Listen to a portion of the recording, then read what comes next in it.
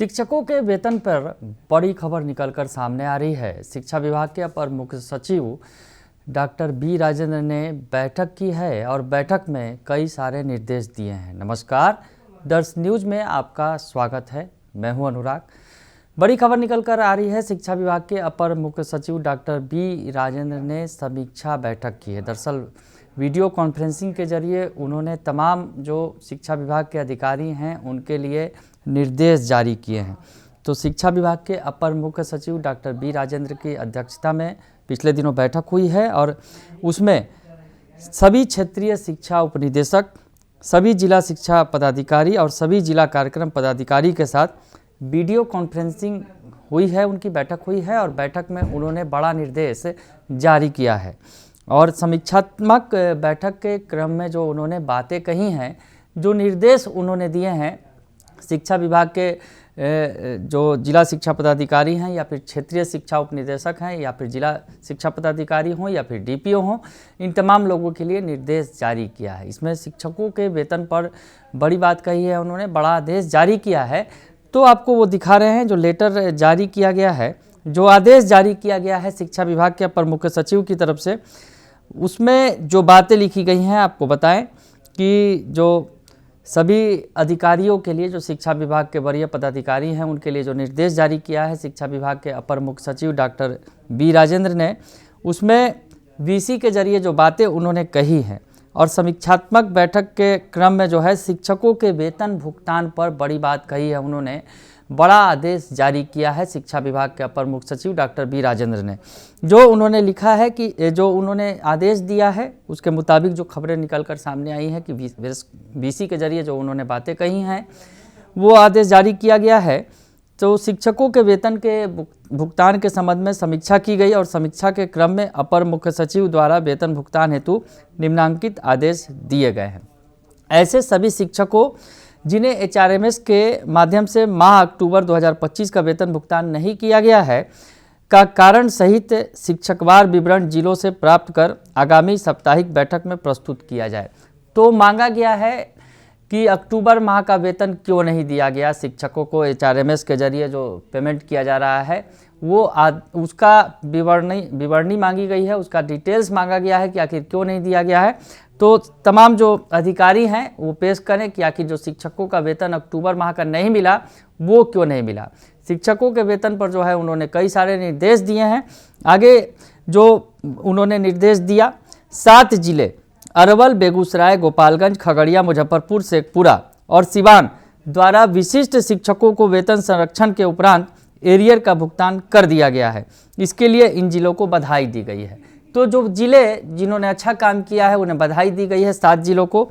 लेकिन शेष जिलों के लिए जो निर्देश दिया गया है वो आपको बताएं कि शेष जिले ऐसे सभी विशिष्ट शिक्षकों जिन्हें वेतन संरक्षण का लाभ प्रदान किया गया है को विद्यालय में योगदान की तिथि से एरियर का भुगतान कर 1 सप्ताह के अंदर यानी दिनांक 8/12/2025 तक जो है वो करना सुनिश्चित करेंगे। तो शिक्षकों के वेतन पर बड़ा आदेश जो है डॉक्टर बी राजेंद्र शिक्षा विभाग के अपर मुख्य सचिव ने दिया है।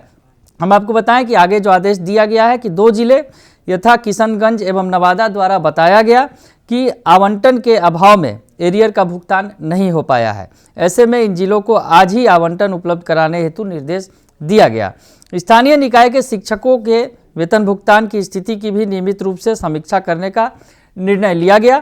ऐसे में सभी जिलों के स्थानीय निकाय शिक्षकों के वेतन भुगतान से संबंधित प्रतिवेदन प्राप्त कर आगामी साप्ताहिक बैठक में प्रस्तुत किया जाए, ये आदेश उन्होंने जारी किया है। समीक्षा के क्रम में विशिष्ट शिक्षकों के एरियर के भुगतान के संबंध में अपर मुख्य सचिव शिक्षा विभाग द्वारा जिला शिक्षा पदाधिकारी पटना से परीक्षा की गई, जिस पर कोई संतोषप्रद उत्तर नहीं दिया गया। इस संबंध में विशिष्ट शिक्षकों के एरियर का भुगतान जल्द से जल्द करने का निर्देश दिया गया है। साथ ही इनसे स्पष्टीकरण पूछने एवं प्रपत्र का गठित करने का निर्देश निदेशक प्रशासन को दिया गया है।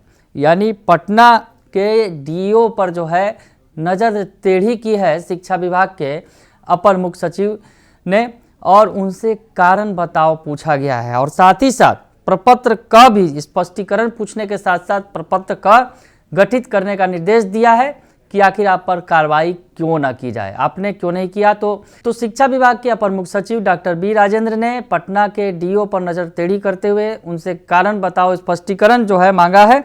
और दरअसल शिक्षकों के वेतन से ही जुड़ा हुआ मसला है और इसमें जो है संतोषप्रद उत्तर उन्हें नहीं मिला है। तो इस संबंध में शिक्षकों के एरियर के भुगतान को लेकर जो है जवाब मांगा गया था एसीएस महोदय के द्वारा, लेकिन वो जवाब नहीं दिया गया। तो उन पर जो है स्पष्टीकरण पूछने के लिए जो निदेशक जो प्रशासन को निर्देश दिया गया है और साथ ही साथ प्रपत्र का भी गठित करने का आदेश शिक्षा विभाग के अपर मुख्य सचिव ने दिया है। तो ये बड़ी खबर आपको बता रहे हैं। उसके अलावा और भी क्या कुछ आदेश दिया गया है ये आपको बताएं। उसके अलावा विशिष्ट शिक्षकों के बकाये वेतन आदि के भुगतान की समीक्षा के क्रम में श्री अमित कुमार क्षेत्रीय शिक्षा उपनिदेशक कोसी प्रमंडल द्वारा यह परामर्श दिया गया कि बकाया वेतनादि के भुगतान हेतु सेवा पुस्तिका में तत्काल उसका संधारण नहीं करने, कार्यालय स्तर पर उपलब्ध सूचना के आधार पर बकाया वेतनादि की गणना करके भुगतान करने की कार्रवाई की जा सकती है।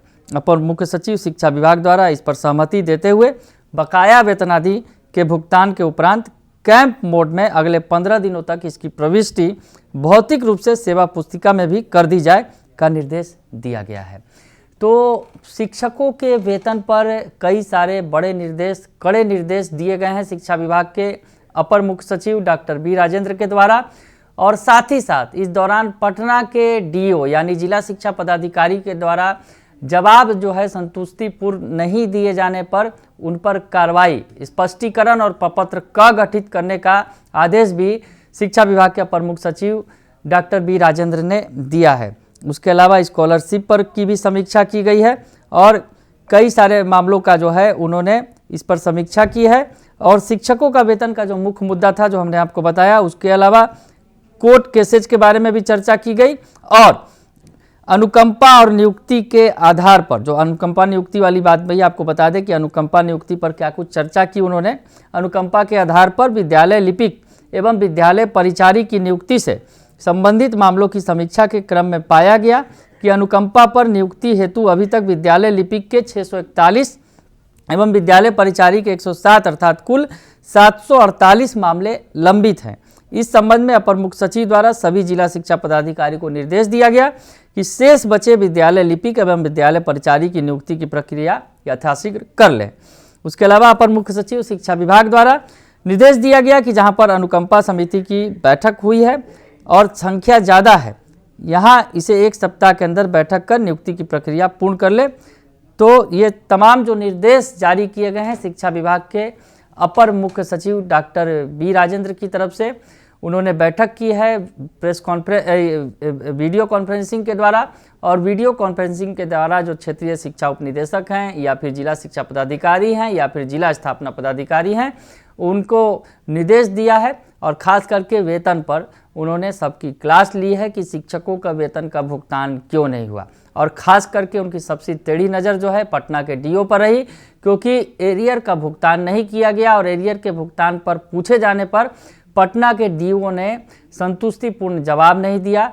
तो ऐसे में उन पर जो है उनके खिलाफ जो है नोटिस जारी करने की बात कही है, प्रपत्र का गठित करने की बात कही है और सब जवाब मांगा गया है। बने रहिए दर्शन न्यूज के साथ, तमाम खबरों से आपको अपडेट रखेंगे। फिलहाल के लिए इतना ही, धन्यवाद।